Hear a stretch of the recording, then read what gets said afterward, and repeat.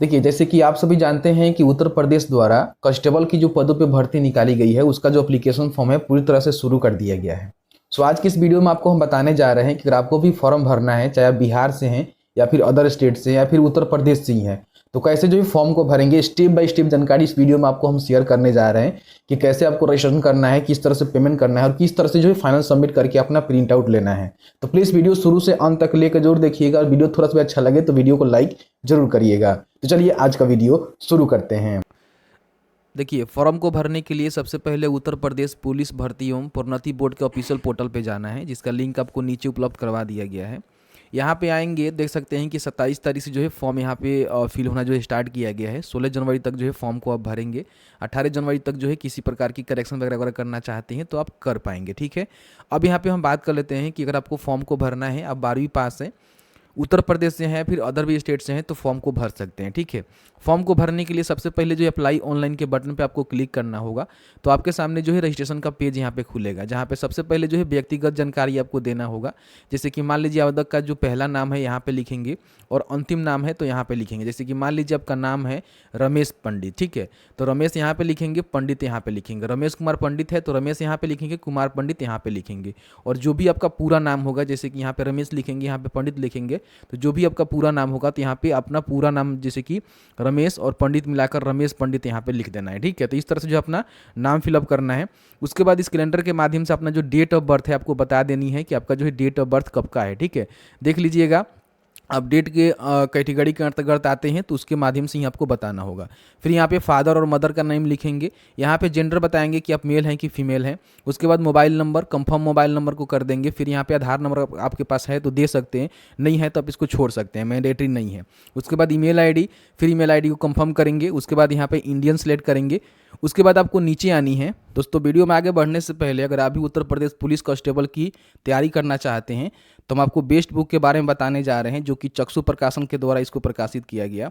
आपका जो है पूरी तरह से स्टडी गाइड है, जिसके माध्यम से आप जो है तैयारी कर सकते हैं। यहाँ पे देख सकते हैं कि 5 जो है सॉल्व पेपर आपको देखने को मिलेगा। इसके साथ ही साथ 3000 प्लस जो है बहुविकल्पीय प्रश्नों के साथ आपको देखने को स्टडी गाइड मिलेगा। इसके साथ ही साथ इसका जो है प्रेस्टिक सेट भी आता है, जैसे कि आप स्टडी गाइड से अपना तैयारी करेंगे और प्रेस्टिक सेट से जो है अपना प्रेस्टिक करेंगे कि आप जो है कितना स्कोर कर रहे हैं। तो इसको अगर आपको खरीदना है, तैयारी करना है, तो कहीं ना कहीं बहुत ही अच्छा है। हमने लिंक डिस्क्रिप्शन बॉक्स में दिया हुआ है, जहाँ से अमेजन या फिर फ्लिपकार्ट के माध्यम से आप ऑनलाइन मंगा सकते हैं या फिर आप अपने आसपास के जो भी पुस्तक के दुकान है वहाँ से जाकर इसको परचेज कर सकते हैं।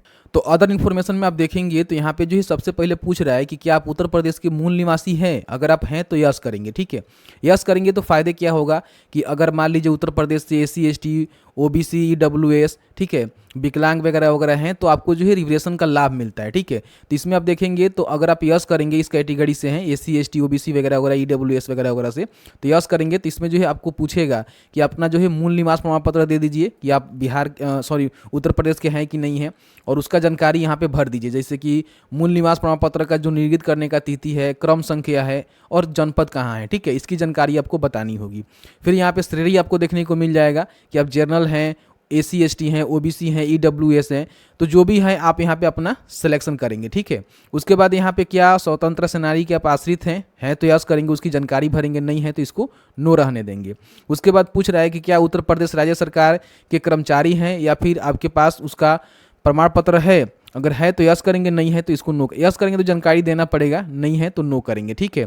उसके बाद पूछ रहा है क्या आप होमगार्ड में कम से कम 3 वर्ष की सेवा दी है। तो अगर दिए हैं तो यस करेंगे, नहीं है तो यहाँ पे नो करेंगे इसको भी। उसके बाद क्या आप भूतपूर्व सैनिक हैं तो यस करेंगे तो जानकारी भरेंगे, नहीं है तो नो करेंगे, ठीक है। तो इस तरह से जानकारी आपको भरनी होगी, ठीक है। समझ में आ गया।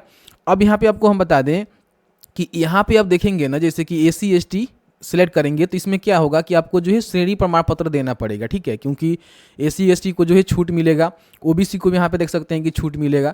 तो इसका जो है जानकारी आपको देना होगा। जैसे कि मान लीजिए हम यहाँ पे OBC सेलेक्ट कर रहे हैं तो OBC के लिए कह रहा है कि श्रेणी प्रमाण पत्र निर्गत करने वाला उत्तर प्रदेश राज्य का जो पदाधिकारी है वो कौन है, ठीक है। डिस्ट्रिक्ट मजिस्ट्रेट है या फिर एडिशनल डिस्ट्रिक्ट मजिस्ट्रेट हैं, सिटी मजिस्ट्रेट हैं, तो जिनके द्वारा भी अपने डॉक्यूमेंट्स इशू करवाया हुआ है, तहसीलदार भी हो सकता है, तो उसकी जानकारी आप बताएंगे। फिर अपना जो है श्रेणी श्रेणी प्रमाण पत्र निर्गत करने का जो तारीख है उसको बताएंगे, संख्या बताएंगे, और उसके बाद जो है श्रेणी आवेदन संख्या आपको यहाँ पे बताना होगा, जो कि अपने सर्टिफिकेट पे देखेंगे तो वहाँ से आप भर पाएंगे। ठीक है, 3 बातों को ध्यान रखेंगे। जनरल को ये नहीं लगेगा, केवल उनको मूल प्रमाण पत्र ही देना पड़ेगा। ठीक है, तो इस तरह से जो भी कैटेगरी आप देखिए EWS सेलेक्ट करेंगे तो आपको जो है EWS सर्टिफिकेट यहाँ पे देना पड़ेगा। अगर SC ST हैं तो फिर यहाँ पे आपको इसका जानकारी यहाँ पे देना होगा। तो इस तरह से देखिएगा, आप जो भी कैटेगरी से हैं तो अपना इस तरह से फॉर्म को भरिएगा। अब यहाँ पे मान लीजिए आप उत्तर प्रदेश से नहीं हैं, अदर स्टेट से हैं, जैसे कि मान लीजिए आप बिहार से हैं। ठीक है, बिहार से फॉर्म भर रहे हैं या फिर अदर स्टेट से फॉर्म भर रहे हैं, तो यहाँ पे आपको नो करना पड़ेगा। अब जैसे ही नो करेंगे तो कहेगा कि ठीक है आप उत्तर प्रदेश से नहीं है तो कहाँ से हैं बताइए। तो यहाँ पे आपको स्टेट देखने को मिलेगा, जैसे कि मान लीजिए केरला हो गया, बिहार हो गया, असम हो गया, जहाँ से भी है उसका सिलेक्शन करेंगे। मैं बिहार से हूँ, बिहार का सिलेक्शन करूँगा। फिर पूछेगा कि बिहार में आप कौन से कैटेगरी से हैं, तो कोई भी कैटेगरी से होंगे तो आपको जो है जनरल में ही ले जाया जाएगा, आपको कोई भी रिजर्वेशन का लाभ यहाँ पे नहीं मिलेगा। ठीक है, अब इस तरह से जनरल जैसे ही सिलेक्ट करेंगे तो कोई भी आपको ना जाति की जानकारी देनी है और ना ही आपको निवास की जानकारी देनी है, अगर आप अदर स्टेट से हैं तो। ठीक है, डायरेक्ट अपना क्वालिफिकेशन की जानकारी यहाँ पे देंगे। तो इस तरह से मैंने बताया कि अगर आप उत्तर प्रदेश से हैं तो किस तरह से अपना जानकारी भरेंगे, और अदर स्टेट से हैं तो किस तरह से भरेंगे। अब यहाँ पे अपना जो क्वालिफिकेशन है उसकी जानकारी भरना है कि आपने जो है मैट्रिक कहाँ से पास किया हुआ है, कौन से बोर्ड से, कब पास किया हुआ है, उसका मंथ और ईयर यहाँ से सिलेक्ट करके बता देंगे।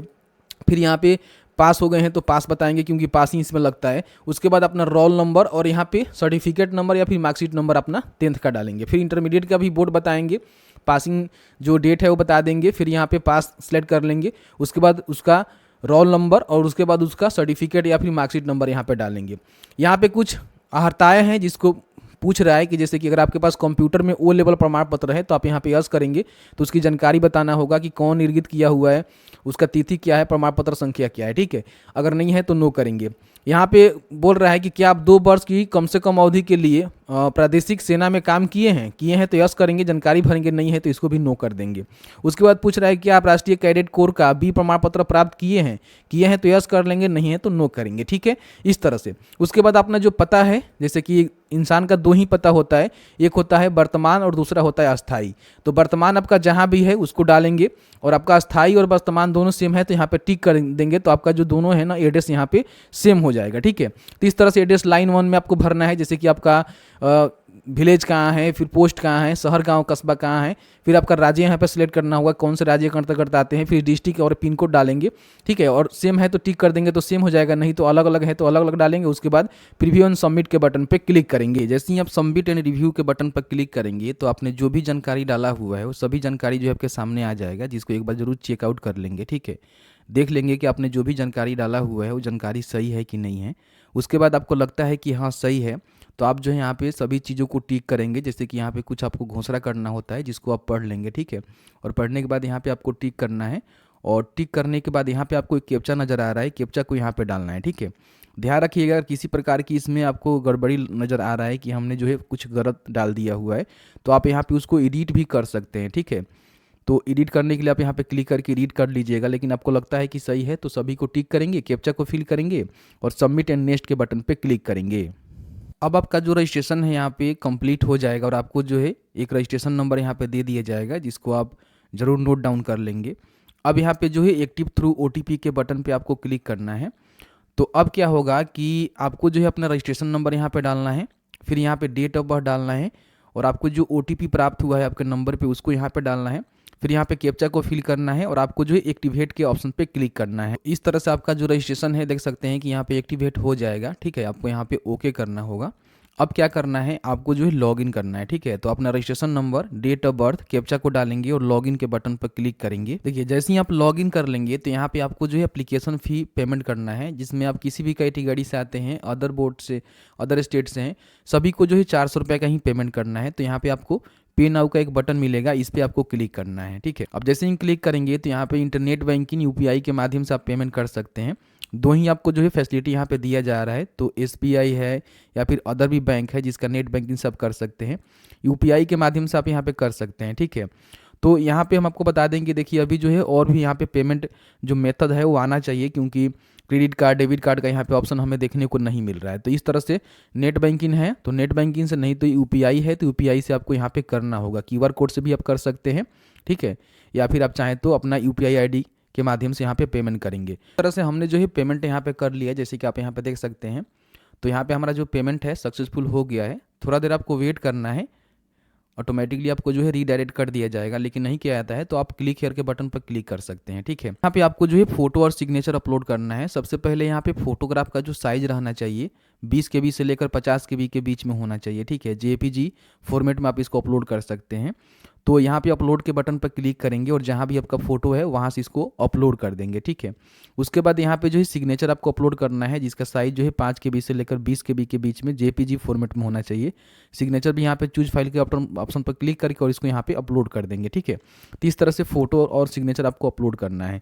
थोड़ा सा फोटो और सिग्नेचर की जो डायमेंशन है या फिर उसका जो इंस्ट्रक्शन है उसको आपको थोड़ा सा देख लेना चाहिए। चलिए आपको हम दिखाते हैं।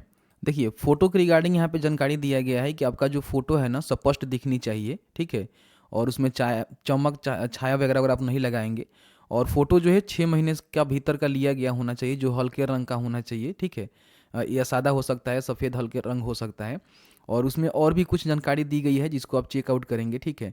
और यहाँ पे देखेंगे तो जो इसका सिग्नेचर है उसकी भी जानकारी यहाँ पे दी गई है कि सिग्नेचर आपका जो है ब्लैक पेन से होना चाहिए, वाइट पेपर पे। तो इस तरह से जानकारी यहाँ पे दी गई है। तो इसके हिसाब से ही अपना जो फोटो सिग्नेचर है उसको तैयार कराना है और यहाँ पे आपको अपलोड करना है। बाद यहाँ पे देख सकते हैं कि मेरे से जो है 2 ही डॉक्यूमेंट मांगा जा रहा है। 10वीं का प्रमाण पत्र, जिसमें सर्टिफिकेट यहाँ पे बोला जा रहा है, ठीक है। और इसमें भी इंटरमीडिएट का सर्टिफिकेट ही मांगा जा रहा है। तो दोनों में जो है आपको सर्टिफिकेट अपलोड करना है। अगर आप O लेवल सर्टिफिकेट सेलेक्ट किए होंगे तो उसको भी आपको अपलोड करना होगा।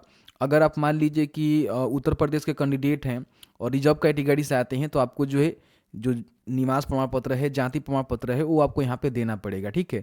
अगर आप मान लीजिए जनरल से आते हैं तो आपको निवास तो देना पड़ेगा लेकिन जाति नहीं देना पड़ेगा। तो जो भी डॉक्यूमेंट यहाँ पे आता है उसको आपको अपलोड करना होगा, जिसका साइज जो है 20 से लेकर 100 KB के बीच में रहना चाहिए। JPG PNG में रहेगा, अपलोड हो जाएगा, कोई भी प्रॉब्लम नहीं होगा, ठीक है। तो इस तरह से जो है अपलोड चूज फाइल पर क्लिक कर करके आपको डॉक्यूमेंट्स को अपलोड करना है। और उसके बाद जो है फाइनल सबमिशन नेक्स्ट के बटन पे आपको क्लिक करना है। जैसे ही फाइनल सबमिट के बटन पर क्लिक करेंगे तो आपका एप्लीकेशन जो है फाइनल सबमिट यहाँ पे हो जाएगा और आपको जो है रजिस्ट्रेशन नंबर यहाँ पे दे दिया जाएगा, ठीक है। और यहाँ पे बताया जाएगा कि आपका जो है कंप्लीट हो गया है। और इसका जो प्रिंट आउट है आप ज़रूर ले लीजिएगा यहाँ पे क्लिक करके, ठीक है। इस तरह से आपका प्रिंट आउट आएगा जिसको आप यहाँ पे प्रिंट करके अपने पास सुरक्षित रख लेंगे, ठीक है। तो इस तरह से जो है फॉर्म को भरना है। यहाँ पे प्रिंट का बटन मिलता है, यहाँ से आप प्रिंट कर लेंगे, ठीक है। प्रिंट करने के बाद कभी भी आपको फिर एप्लीकेशन में किसी प्रकार की कोई मतलब देखना हो चाहे कुछ करना हो तो आपको यहाँ पे आना है और अप्लाई ऑनलाइन के बटन पर क्लिक करना है। यहाँ पे देख सकते हैं कैंडिडेट जो है लॉगिन का बटन मिलेगा, यहाँ पे लॉगिन करके दोबारा जो है एप्लीकेशन का जो प्रिंट आउट वगैरह है ले सकते हैं, या फिर आप यहाँ से भी प्रिंट आउट ले सकते हैं। और यहाँ पे देखिए रजिस्ट्रेशन आप फॉरगेट कर जाते हैं तो आप यहाँ से फॉरगेट भी कर सकते हैं, ठीक है। तो ये सारे काम आप यहाँ से कर पाएंगे। जैसे कि आपने देखा कि मैंने जो है क्लियर करके आपको बता दिया, अगर आप भी उत्तर प्रदेश में कांस्टेबल की पदों पे जो भर्ती निकाली गई है उसका फॉर्म भरना चाहते हैं तो किस तरह से भर सकते हैं।